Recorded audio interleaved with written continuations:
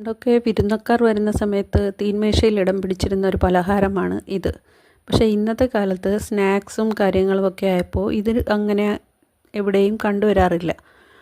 അപ്പോൾ ഈ പലഹാരം വളരെ എളുപ്പത്തിൽ ഉണ്ടാക്കാൻ പറ്റുന്നതാണ്. വിരുന്നക്കാർ വന്നിരിക്കുമ്പം തന്നെ നമുക്ക് പെട്ടെന്ന് ഉണ്ടാക്കി കൊടുക്കാൻ പറ്റുന്നതാണ്.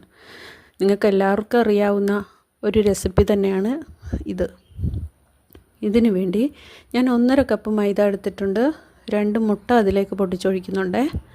ഇനി വേണ്ടത് ഒരു പിഞ്ച് സോഡാപ്പൊടിയും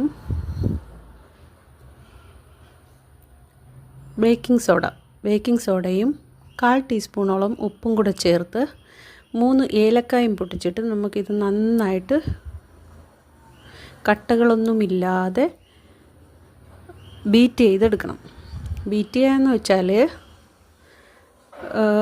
മിക്സിയിലിട്ട് അടിച്ചാലും മതിയാകും. ബീറ്റർ തന്നെ വേണമെന്നൊന്നുമില്ല. നല്ല രീതിയിൽ കട്ടകളൊന്നുമില്ലാതെ നല്ലൊരു ലൂസ് ബാറ്ററായിട്ട് ഉണ്ടാക്കിയെടുക്കണം. അതായത് ദോശമാവിനേക്കാളും ലൂസായിരിക്കണം. ഇതുപോലെ കണ്ടോ.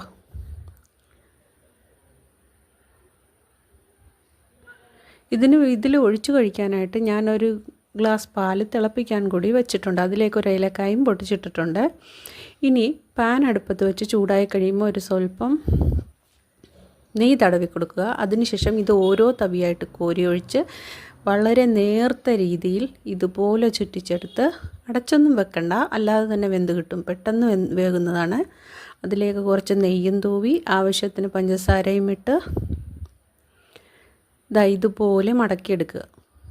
എളുപ്പം കിട്ടും. അതായത് ഒരു 10 മിനിറ്റ് കൊണ്ട് തന്നെ നമുക്ക് പെട്ടെന്ന് തന്നെ ഇതുണ്ടാക്കിയെടുക്കാം. റെസ്റ്റ് ചെയ്യാൻ വെക്കേണ്ട ആവശ്യമൊന്നുമില്ല. ഇനി ഇത് പാലൊഴിച്ച് പഴവും കൂട്ടിയാണ് കഴിക്കുന്നത്. ഞങ്ങളുടെ നാട്ടിൽ ഇതിന് വിളിക്കുന്നത് പാലാട എന്നാണ്. നിങ്ങളുടെ നാട്ടിൽ ഇതിന് എന്താ പേരെന്ന് കമൻറ്റ് ബോക്സിൽ അറിയിക്കൂ. അപ്പോൾ എൻ്റെ വീഡിയോ ഇഷ്ടമായാൽ എല്ലാവരും ലൈക്ക് ചെയ്യാനും സബ്സ്ക്രൈബ് ചെയ്യാനും മറക്കല്ലേ. നിങ്ങളുടെ അഭിപ്രായങ്ങൾ കമൻറ്റ് ബോക്സിലൂടെ എന്നെ അറിയിക്കുകയും വേണേ.